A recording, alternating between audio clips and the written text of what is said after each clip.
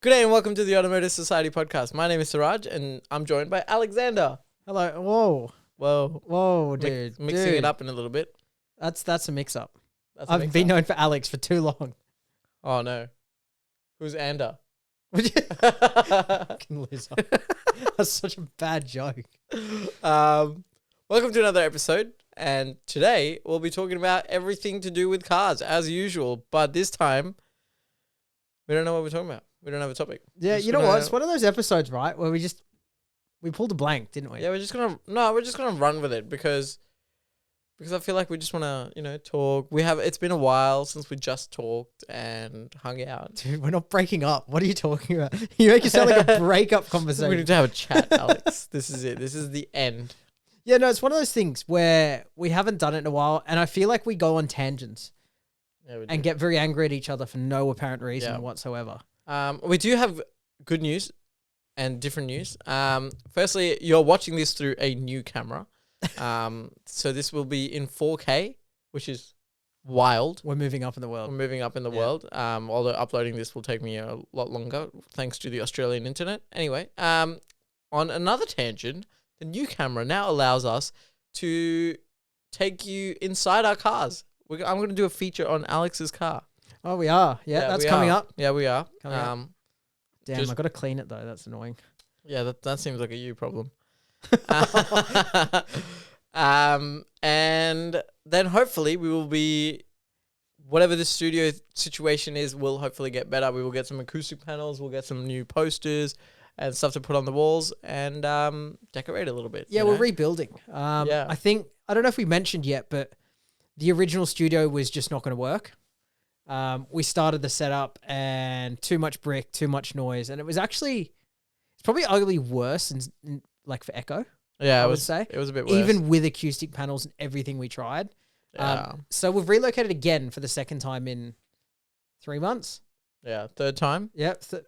Oh yeah, technically it's the third time. Yeah. I love how you say 3 months. When do you think we started this podcast? What do you mean? When do you think the first episode of this podcast aired, Alex? Oh, like 6 months ago? Really? Yeah. I'm pretty sure my first episode I released was in November. Was it last year now? Yeah, I'm pretty sure. We need to do something for the anniversary. I'm going to double check.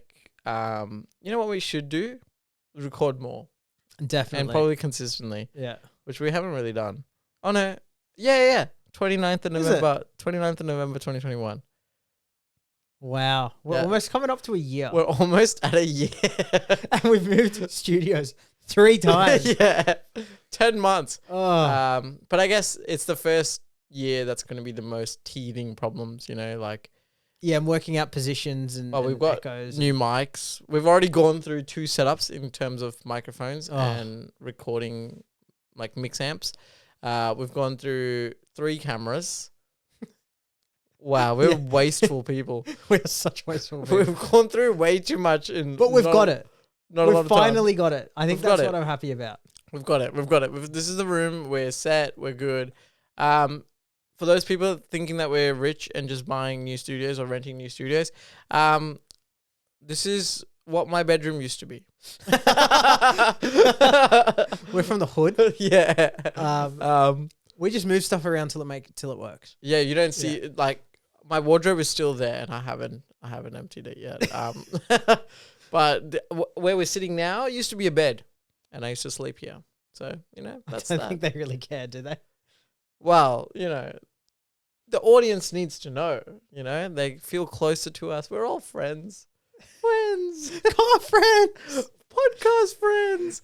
If you get that reference, wow. Nice. Hit us up at the Automotive Society Podcast _ on Instagram or at our email. What is the email? The Automotive Society at outlook.com. Yeah, we want to hear from you. We want to see what you've got, what you drive. Yeah. We want to give some opinions. Send some photos over. Some nice opinions. I kind of want to do a rate your ride thing, but I don't think... I'll be honest. We have a he full will setup. rate it quite nicely. I tend to speak my mind too much. I seem to be an automotive enthusiast, and Alex seems to be an automotive snob. I'm not a snob. I just I like what I like. He likes what he likes.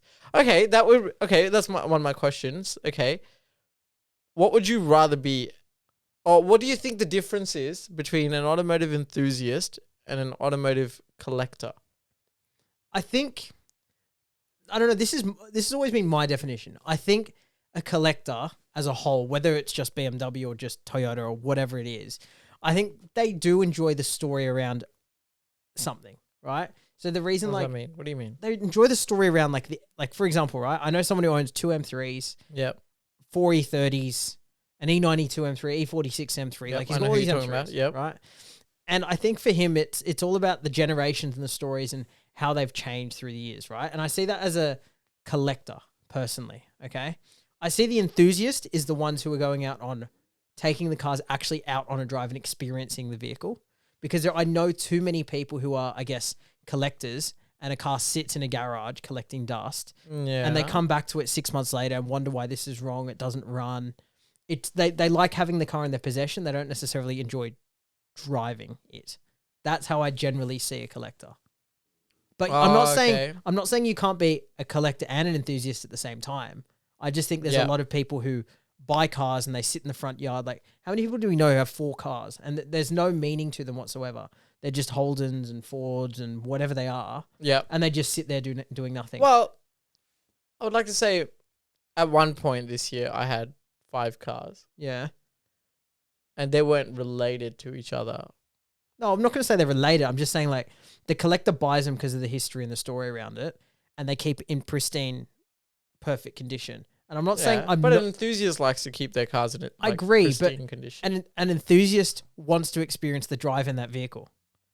And so when I see somebody who's like, I've got a client of mine who's got a 911. What's the ugly one with the fried egg headlamps? You know what I'm talking about? 996, I think. Yeah, late 90s, early 2000s one, right? Yeah. It's got 240,000 Ks. It's been to Cairns, it's been to Darwin, Melbourne and back. Yeah. Like, he's experiencing the car for what it is. Yeah. And it's not by all means perfect, but he buffs it, he keeps it clean. What do you call them? Fix all the dents, the stone chips. Bonnet's been resprayed twice, but he's enjoyed the vehicle. Yeah, okay. Now, he's like, to me, in my eyes, that is an enthusiast, right? He enjoys the car. He appreciates for what it is, but he experiences it. Whereas a collector, in my eyes, is one who would own that car and keep it in a garage and maybe take it on the occasional drive once every 3 or 4 months. I don't know. So I would like to say I'm an enthusiast, not a collector. I'm not comparing myself. My measly 4-5 cheap cars doesn't. Well, they're not exactly cheap by today's standards. Doesn't really mean collection, but okay. What would you like to be, an enthusiast or a collector? For me, enthusiast every day of the week. Enthusiast, and that just means that you drive all your cars. Yeah, like it doesn't matter if you can be a collector, I guess, and an enthusiast at the same time. But I think that every car I've ever owned, regardless whether it's $5,000, $10,000, $50,000, $30,000, whatever it's been, I've driven. Like my Scirocco, I took camping. I took up the coast. I took it on a dirt road for like 2-3 kilometers, doing 40 kilometers an hour. It was rock hard. It was really uncomfortable.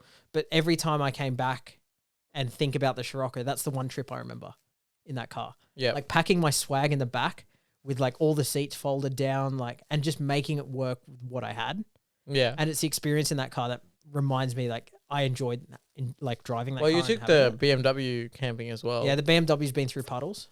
Yeah. Yeah. Big mud holes. Well, not mud holes, not actual four-wheel drive mud holes, but muddy regions. Yeah. Yep. It broke down after that, funny enough. It did, yeah. Yeah. And I had to go pick him up. Yep. But why? Do you disagree with that statement? I do a little bit disagree. I think you can be a collector and still drive all your cars. I don't know like the enthusiast. I don't think it's about the story.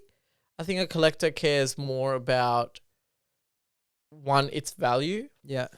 And 2, its image in society. Whereas I think an enthusiast is the other way around. The enthusiast cares about the story of the particular car because that's what matters to them more. I think that's an overlapping statement, though, when you think about it. Why? Because I do agree with you, okay? The enthusiast does also care about the story. I get that. But I think on the flip side, like a car collector is not going to go on the street, find a Ford Fiesta and go, yep, I'm collecting this. Yes. you know. But that's where the value and the image of the car comes in. Yeah. Yeah. So, but if they found a Jaguar E-Type on the street, they'll want to collect it. I don't like E-Types, but anyways, yeah, continue. You don't like E-Type? Sorry, wait. They've got that gaping. Whoa. What year are you talking about? What do you mean you don't like E-Types? Oh, the original. Sorry. What did your dad have? S-Type. That's like a completely different thing. What's the slightly bigger one than the X-Type? The Y-Type or something? The XJ or whatever. The one Jeremy Clarkson took around the Nürburgring, the diesel one, in under 10 minutes. You know the one I'm talking about? It had that big guppy mouth on it.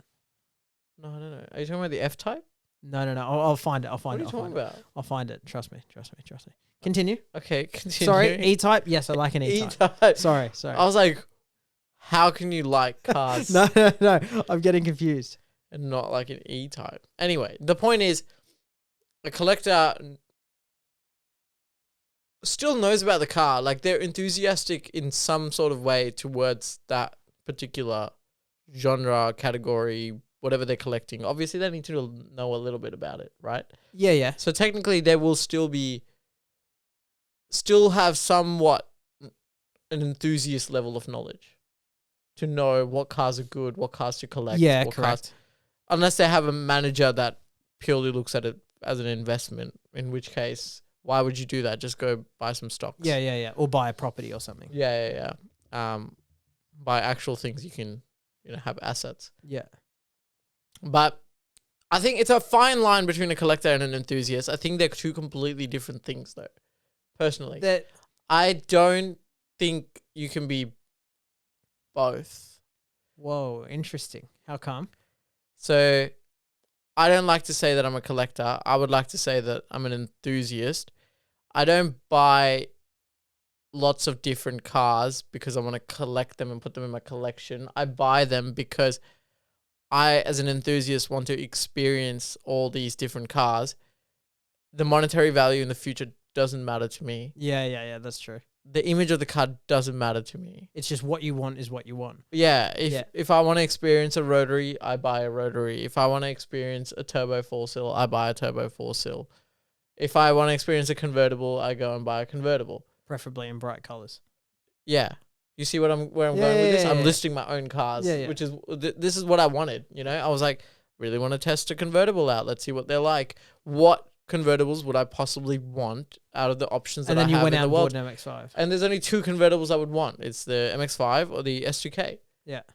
S2K is out of my price budget, obviously. Yeah. So defaults to an MX-5. 50K. Yeah. So, and then I was like, MX-5, and what MX-5 is my favorite? The NA. Yeah. So that's what I went and bought.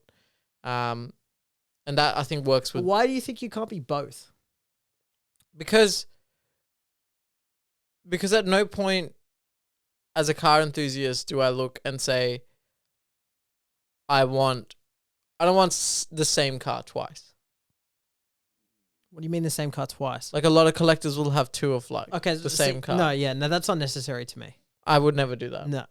See, I would I don't see the point in buying the same car again. But you can still be a collector and have a Jaguar, a BMW, a Mercedes, and all that sort of stuff, right?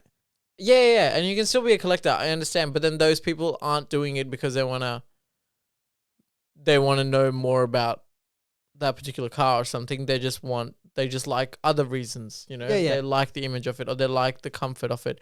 But then if you like the comfort, like most car collectors will have, if you're depending on your budgets, obviously. But most of the rich people, like the uber rich people, will have, like 2 or 3 either Rolls Royces or they always have a couple, or like a BMW 7 Series. Like they're pretty similar cars. Yeah, and they don't really care about the car; they care about just having it. Yeah, I get you. I don't know. Like I don't think you can be a collector and an enthusiast. Oh no, okay. Well, you can though. I get it. But then you're just an enthusiast. You're not a collector. You're not collecting for the sake of collecting. You're collecting because you like cars, and you just want a car that does this, and a car that does this, and a car that does this, and now you suddenly have a collection. But it's because you're an enthusiast. Yeah. Not a collector. Do you know what though? I had this weird. But you don't refer to it as a collection. Each car would normally have its own purpose. Yeah. If I want to go camping, it'd be stupid to take the MX-5. I would take the Jeep. Yeah. Yeah. If I want to go to a track day, it would be stupid to take the Jeep. I would take the MX-5. Yeah. Yeah, you know? But you know what's interesting? I had this thought one day. You know me and my weird mind, right? With weird. Yeah. You know how like weird quirky cars? Yeah. Like cars that nobody else liked, I generally like. They're normally crappy, yeah. They're just quirky. Okay. I was thinking of starting a car collection of every odd car ever made. Mm-hmm. Like weird cars. Mm-hmm. Because I drove past the other day. I saw a Renault Scenic RX4, I think they're called. A Renault Scenic. Back away. A Renault Scenic. Do you RX4. Spanglish? Spanglish? Yeah. Yeah, Speak bro. English? Yeah. I've never heard that one. That's a good one. I'm going to log that for my vocabulary. But there was one there, an RX4, right? Yeah. It's not a Mazda. It's this weird Renault thing. Okay? Yeah. And it's a hatchback on stilts, 4-wheel drive, that was made for like dirt roads and weird things, okay? Yes. But this was before like anybody else was doing it now. This was like in 2003. I know the Renault. Okay? Yeah. And then I drove past the same day, like 2 hours later, a Suzuki X90, if you remember them. I do not. Okay, so they're like a sedan, a 2-door Yeah. sedan with a T-top, okay? Yeah. I'm going to search But this up. it's not a box. It's almost like a coupe, but it's 4-wheel drive. Google it. Suzuki X90. Suzuki X90. Yeah. So what describe it again. It's a box. No, it's not a box. Oh, it's not It's a box. got an actual normal boot like a sedan. Oh, it looks like if a cappuccino was on stilts. Yeah, it's that sort of look, and it's a T-top. It literally is it looks like a cappuccino on stilts. And like that's a weird, quirky car that I sort of like. Yeah. Yeah. And they're cheap. Like this is all the weird stuff that I just like randomly collect. Okay. And I like that. Like I like it. I like it because it's that weird bit that everybody will ever forget. And you know, that's a collection. that's turning into collectors. I know. That's not enthusiast. That's a collector. But the thing is, would I be an enthusiast if I'm, let's say, collecting them, but also driving them like literally weekly? All of but them. collectors can drive their cars. I consider Jay Leno as a collector. He's a and collector. He still drives them. That's true. Yeah. That's true. That's true. But just to add, I would say that's a collector. Like you don't like working on cars, for example. You don't like the other aspects of it. You probably won't use those cars for pure enjoyment, you know?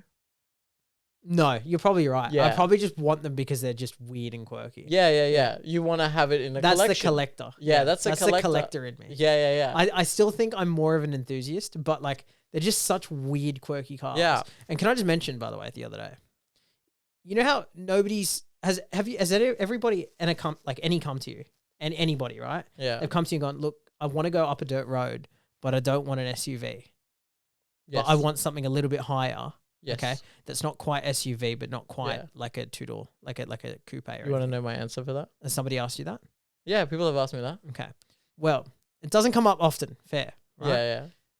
Somebody drove past me the other day in a Volvo something Yeah. sedan, the Yeah. station wagon. Okay. Yeah. The new one, Mhm. like 3 or 4 years old. Okay. It was a white estate. Mhm. You know, they're already raised. It's like the cross country or whatever. You know, the slightly raised one for the snow. Yeah. Okay. But it had like 28-inch muddy tires on it with a light bar across the roof That's sick. and That's a light so bar cool. across the front. Yeah, okay. And this was one of the coolest cars I've ever seen in my life. A rally Volvo. It was like a rally Volvo thing, but it had heated seats and sunroof. That's pretty cool. It was amazing. That's pretty cool. Now that's something I would drive. That's cool. Yeah. I think that would say I would go more enthusiast on that. Not Yeah, because I'm collector. going to take it around. Like, Yeah. That's an enthusiast thing. You want to modify a car, you want to play around with it and make it something that you really like. but you know, the other But thing you is like like the base. the other question I have for you though is, am I turning into a collector if my mindset is almost thinking like I'm thinking about buying a V8? Yeah. Okay. You know, even though because I'm dailying it. you're not buying a V8 for the pure fun factor. You're buying a Well, V8. no, I am buying it for the fun factor. Oh, somewhat. You're buying it because you also think that they'll be phased out and you kind of want to hold on to one before you can't get your hands on one. Yeah, but I'm also wanting one because I've never had one. But that's So not an enthusiast But it- mindset. The interesting thing That's a collector's mindset. That's why I think collectors and enthusiasts, there's a fine line, but they're different. But the thing is, you say that, right? Yeah. You think about it. I'm going to be dailying it every day. Yeah. Okay. The other reason I want one is because I've always wanted to have a V8 and tune other things. Because I've always had cars where I've gone, yep, okay, we'll turn up the PSI, we'll do this, stage 1, blah, blah, blah, whatever. Yeah. In a V8, you'll take the V8 and you won't touch it. Yeah. Generally speaking, you'll put an airbox on it or something, like an air filter, and you might put an exhaust to make it sound better, and that's it. Yeah. And I've always wanted a V8 car that I can then go, okay, you know what? I'm going to put coilovers. Well, that's the opposite of an enthusiast as well. You don't want to touch the engine. You don't want to modify No, it. but I want to touch the suspension. I want to put polyurethane bushings. I want to update it with new sway bars. I want to put a new steering wheel on it. I want to get, suede leather steering wheel, recovered. I want different gear knobs. I want to change like everything and modernize that car. Well, that's because you wanted to do other things. You wanted to tick boxes that it normally wouldn't tick. I think so, but I think I also want it because I've always wanted a V8 deep down. Yeah. And now that an opportunity has arisen, I'm going to make what I wanted happen. I don't know. Okay, think about it this way. The enthusiast in you, and you went, what's the car that I want right now? What would you want? What, right now? Yeah. You'd probably want an old BMW 7 Series. The enthusiast in me or the car collector? The enthusiast. Like an M3? Yeah. The enthusiast would not want a C63 or whatever V8 that you want. Like Lexus. What are your options? Lexus? ISF. Yeah. Yeah. C63. Yeah. E92 M3. M3, yeah. A new Mustang. Oh, yeah. Manual. Yeah.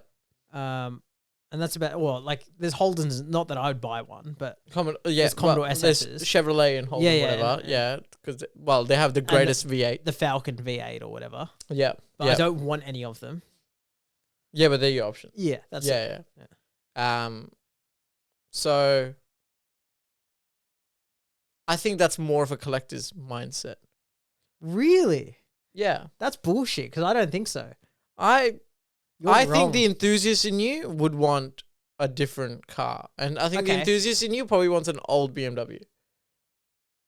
And I think the collector in you is like, no, but in the long run, this is not right. Like, I want something in my collection, and this is probably a smarter car to buy investment-wise and this and that-wise. It's interesting you say that, because deep down, honestly, the enthusiast in me is saying, I want to buy like an E30.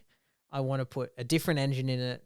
I want to have it on coilovers. I want it stripped. I want it like almost race car spec, right? And if you spend the same amount of money as any of the V8s, like the amount of money you have to buy a V8, spend the same amount of money on an E30 where you buy it for like, I don't know, 12 grand and then do it up for another 20, 30, you would have that. You would have your dream E30.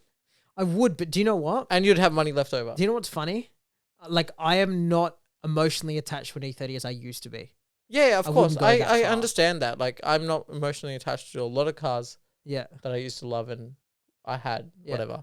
But I think the enthusiast in you would want that more than a newer V8 or something. Do you know what actually comes into this? I think that's a collector in you talking, I want it in my collection because they might be phased out and I won't be able to get another one, maybe. Do you know what? That honestly, like deep down, it's not even that. It's more the fact that I have to live with it daily. Yeah. It has nothing to do with the enthusiast or the collector. But then an enthusiast, this is where it's weird. Oh, God. An enthusiast... We're going down a dark hole here, you know that. An enthusiast would want multiple cars that serve multiple purposes. Yeah. So if you want a track car, the enthusiast would buy a 10 grand track car and then they'd buy a 10 grand daily and then they'd buy a 10 grand four-wheel drive. Yeah, whatever. That's enthusiast. Yeah. A collector would want the one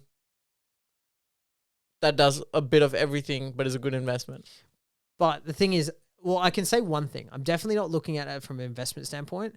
The bit that's leaning into it is leaning into, I don't want multiple cars. I don't have space. I don't want to be paying X amount of regos. One registration and one car is tax deductible for me.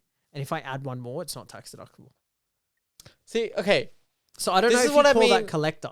Like, that's me thinking financially smart. I think that's not very collector, but it's also not very enthusiast. Enthusiasts don't go for... But I have requirements I must meet for work. Factors Yeah, exactly. Like an enthusiast wouldn't have those factors. No. For an enthusiast, a car is a fun thing. But the right? thing is, you have driving enthusiasts and you have... And you buy what you desire. You don't buy what other people around you or what needs to fit your lifestyle. Yeah. You just buy what you desire, and that's an enthusiast. Agreed. But I think there's also the enthusiast of people who enjoy driving, right? Because this is another kettle of fish, right? It That's doesn't true. like, yeah, but how many people go on car cruises in whatever the hell they've got? I mean, yeah, plenty. So, like, are they not a car enthusiast? No. So they are. So, You can love a really crappy Peugeot 206 and still be an enthusiast. Crappy. They're great. Okay. You can love whatever little hatchback that you have. Let's say a Twizy. I like them. And you can still be an enthusiast, right? I'm not saying that the value of the car makes a difference. I'm just saying the car you buy or have, I guess that there is factors that go into your decision, and then you go, I desire X car. Yeah.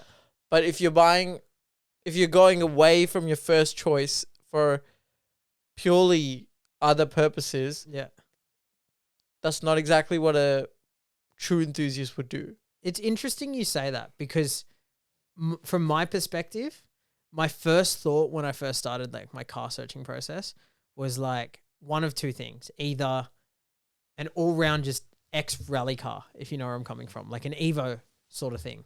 Yeah. Which is where I lent into the Focus RS. Yep. And I was like, cool, it's newish. It's exactly what I want. Turbocharged, 4-cylinder, 4-wheel drive. There you go. I feel like that's your enthusiast car. However, that matches your factors, but then now you're thinking about the future. But you say that, right? However, I've also deep down always wanted a V8, naturally aspirated, non-turbo, old school V8. Yeah, okay. So it's like it's both coming from an enthusiast standpoint. It's really weird. I don't want to tell you you're not an enthusiast because that's not true. Yeah. And I kind of want to go towards that. Then it is, I guess, it's not a collector. I think it's not a collect. I don't know. That's what I'm saying. Like, where do I fall in this? Because I'm not. Now I'm confused. Because this is how my thought process goes, right? Like, it's okay. Number one is like my work says I need XXX like in my car. Yeah. And it has to have seats for 4 or whatever, or it has to be presentable, blah, blah, blah, whatever it is, right? Yep. The minute I do that, I go, okay, anything pre like 2000 is all turning into a weekend car. Okay. That's fine. If I buy anything pre 2000. That's fine. Because even early 2000s looks a bit old now. Yeah. Really. Yeah, it does. But anything sort of 2005 and up is bang on. And from there, that's where I start choosing enthusiast cars of what I want. Okay. The only other one that's on that list, which is in a weird way, is an Fn2 Civic. This is the latest edition. They're just so cool. They are so cool. They're so cool. They come with LSDs, red interior. Yeah. Honda make arguably the best feeling gearboxes. That's true. I agree. I think Hondas are definitely, for a driving experience, one of the best cars. For $15,000. Yeah, especially for the budget, they are very good for driver's experience. Yeah. Like, you'll be hard pressed to find a car with the same value that gives you as much fun, even on the street. There's only one. Or on the track. There's only one. For the same budget? Yeah. What is that? A Renault Clio 182. Oh my God. What? Yes. Just agree and move on, all right? Otherwise, I'll argue with you on this. I'm going to say the new Renault Megane RS. The 280. Yeah, I don't know what the new number is, 4-door but one? the new one. Yeah. Yeah, the 280. I think that's a cool car. You hated it. I wouldn't buy one. But from the specs and the performance, I've never driven one, so I'm not going to give a proper opinion on it. But from the specs and on the paper, it looks pretty nice. It is, and it's got 4-wheel steer. And from what I've heard, it is almost as good as the new Civic Type R in terms of driver feel. That's what I've heard, but the Civic is in every way better. In little bits here and there, it's better. Yeah, the Civic is better. However, everybody says, weirdly enough, it's better to live with a Renault Megane. Live with. Why is that? Well, I think it's just because it's easier to get in and out. It's not so low. The seating position's a bit different. It still has bucket seats. No, they don't. They only have big bolsters.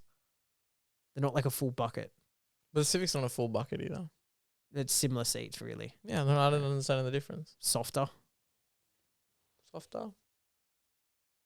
Yeah. I'm sure the Civic... Oh, the Type R would be stiff. Yeah, I get it. But that's But then not, so would an RS. what, an RS? It would be stiff Oh, as well. yeah, but it's not as stiff as a Civic Type R. They are firm. Oh, okay. They are firm. Maybe we should go drive some. Yeah, we'll get out there. Maybe we'll drive the same year Civic and the same year Renault Megane. Or like the Type R versus the RS and then see what we feel. Yeah, okay, done. Yeah, yeah. But I know which way I'm leaning. I know which way I'm leaning. Which way are you leaning? The Civic. The Civic. Me too. Okay. Okay. Oh, well, you this is you were boring. surprised. This is boring. No arguments here. However, I will We say both one agree thing. that the Renault's shit. That's fine. Okay. Would I cool. say Move one on. thing? Okay. If I'm going to put my money into Yeah. something, I'd buy Renault. Why? What do you mean, why? Why?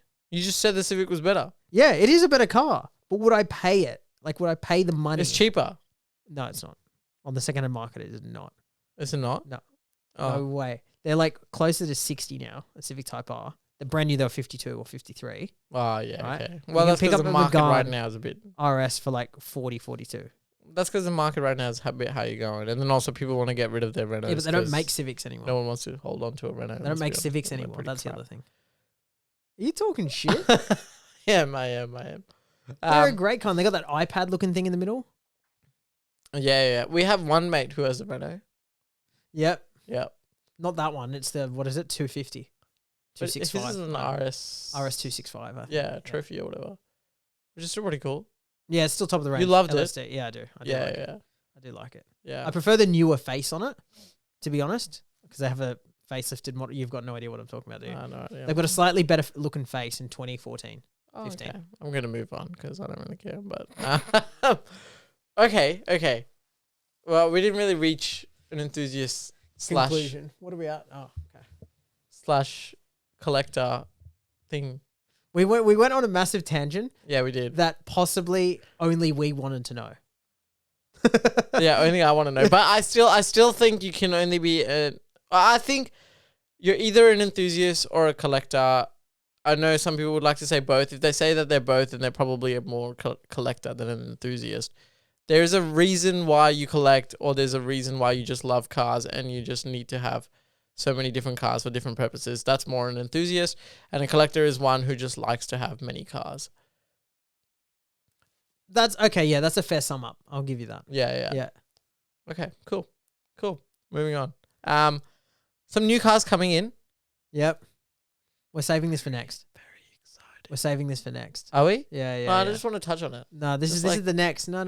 Just like a dab. Just want to poke it. You Ready? just want to dab on Ready? it. Ready? What? Manual Supra. I am a fan. Are you? Yeah, I'm a huge fan. I wasn't a fan of the automatic Supra. I know it was all the BMW, and then This is a manual. We went through all the jokes and stuff. It was a great car to drive, but I get it. But now it's coming out in manual. Yes. They're listening to the people. people. The people. And Toyota has developed this. You know, like, I'm pretty sure it's more Toyota than it's BMW. It is. However, I have read, and I don't know if this is true, this article, I'll be honest. Yeah. But I did read that it is a, not exact copy, but they started with an M2 manual gearbox. Okay. So I don't know how far that's Yeah, come from but that, okay, so Toyota does the same thing. Like, okay, so I'm going to touch on another thing. The new BRZ and 86, yeah? Yeah. The new 86 is more expensive Yeah. than the BRZ, which is opposite to what happened last time. Yeah, because it was a BRZ more expensive last time. Now, that is because the GR team at Toyota Yeah. got their hands on the diff and the gearbox from the BRZ, what it was, yeah, and they made it better. They changed the ratios. They made the suspension a little bit more stiffer and more track oriented. I think more like. But they are not coming out in the new turbo, are they? Better, They're still coming out NA. Still NA F824, so it's 2.4 liter. It doesn't have the torque tip. It's a much nicer car to drive. Yeah. Much nicer car to be in. I've only briefly driven one because I've been to many dealerships in the last few weeks. More to come on that later. I'm not buying a new car, but still. And from what I've seen, the 86 is a more track-oriented, better car to drive for performance, and the BRZ is more of a street, comfortable car. It's interesting. So it's flipped.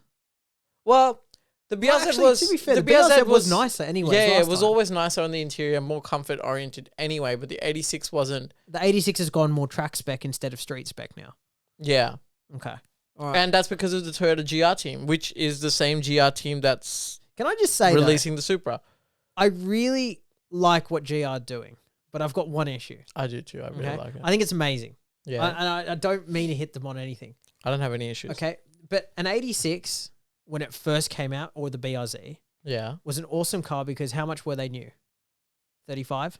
36, I think, around there. Brand new, okay? Oh, well, they're 86 at least, yeah. Okay, and I understand the car market's done weird things and things have gone up and inflation, and I understand all that. Yeah. But why did I spec an 86 the other day on the website? No, BRZ. BRZ, no, you're right. Yeah. Why did I spec a BRZ to 56 grand? Okay, firstly. Honestly, that's getting Firstly, ridiculous. I think they're like starting at 48 base price, 48, 49. Even 48 now is expensive. Yeah, I know. 56 is a bit excessive. Like you probably went, oh, I love all my little options. Of course. I get it. I You get need it. heated seats. I get it. But like if you're getting options, whether you get them now, whether you get them way in the future, made by, some great engineer, aftermarket, like HKS Grady or whatever, you're going to be paying just as much. Okay. So I'm not going to talk about the price. I'm going to talk about the base price of 48. Yeah. Because no one ever talks about the front splitter they got from Flow Designs or something that was like $1,200, which is the same price as factory. But everyone likes to talk about it from factory. Yeah. When they spec it, But let's just say base price.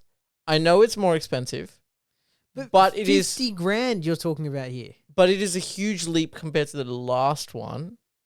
It is, and they can't make as many of them. So the demand is just as high, but the supply is a lot lower. 50K we're talking here. Yeah, Do you realize what is $50,000 these days? But it's not P-plate legal, okay? So it is made for adults. But 50 grand, man. I know, but if you think about 50 grand today, even in the secondhand market, tell me another sports car that you can get. Focus RS. It's not a sports car. An Evo 8 MR. Not 50 grand. Yeah. 70 grand is the cheapest. No, I've seen one for 48. No way. There was one on 48. 8MR. Yeah. Evo 10. Evolution. Evo 10 you can get 50.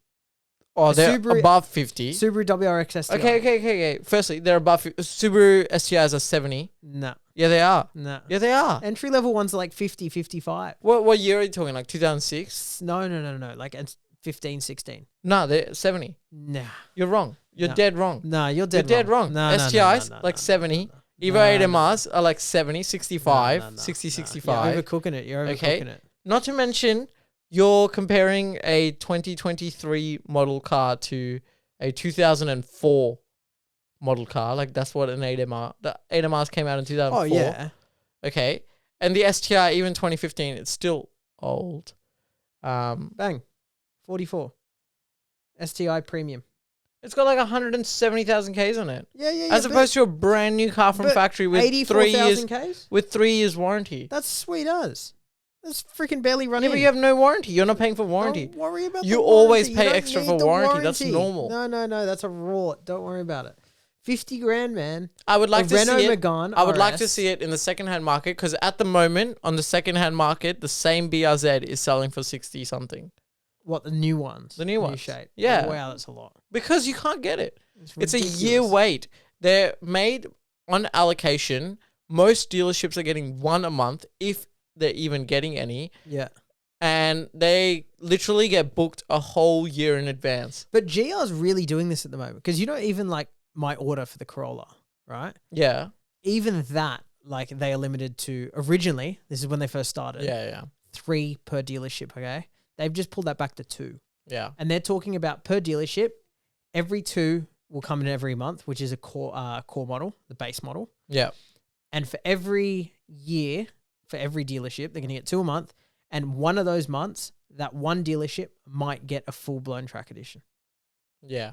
That's it.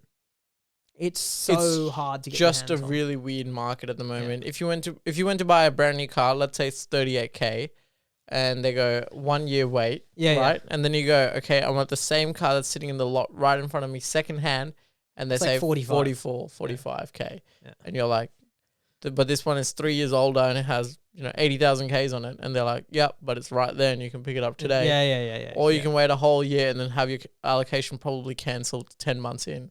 It's just, and you won't even get it. Yeah, it's stupid. Yeah.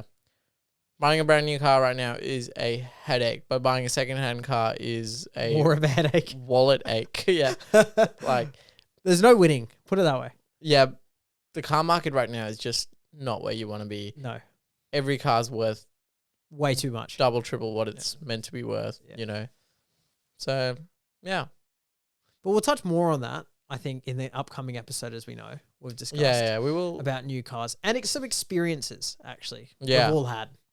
Very good recent, ones and bad ones. Very recent experiences. Okay. Mostly, let's say it's a 50-50 good and bad. Well, you've just gotten the gist of what it's like to go to a dealership. Yeah. But thanks for listening this week. There will be new episode out. Well, next week, I hope. Next week. We'd like to say next week. But we are getting better and better, so it will get better and better. Thank you very much for listening. Follow us on Instagram. That's the Automotive Society _ where we post most of the time. Yeah, most of the time. Yeah. Follow us on YouTube, which is the Automotive Society. I had to really think about that one. I was like, what about... click the bell thing. Subscribe. Yep. That really means a lot to us in terms of we actually know how many people are listening. Now that we've started doing YouTube and we've got Spotify, Apple Podcasts and all that stuff, our views kind of get split between all of them. And now I'm a bit confused between all the apps going, how many people are actually listening? We are not in the modern day age, are we? No, I'm too old for this. But it's hard for me to judge what kind of following we have. Yeah, and I guess what content is good and bad from our perspective, and what we should be doing more, and what you guys want to be listening to more, because that's what we want to be doing. Yeah, well, YouTube is a lot easier for us to know what we're doing good at and what we're doing bad at. Like, you can give it a like or give it a comment. Spotify is a little bit harder. You can rate the whole podcast, but you can't really rate per episode. Yeah, and I think our ultimate goal here is to build a bigger community of all of us and see you guys more and find out more of what you're wanting to talk about, what you want to hear. And eventually it'll grow bigger and bigger, and we'll get to a point where I don't know. I didn't know where the point I was going with that there. I sort of lost my train of thought. Awesome. But I was just going to say that we have a good community all together where we're all helping each other out in whatever we need. Yeah. What he said. Longest outro ever. Anyway, see you later.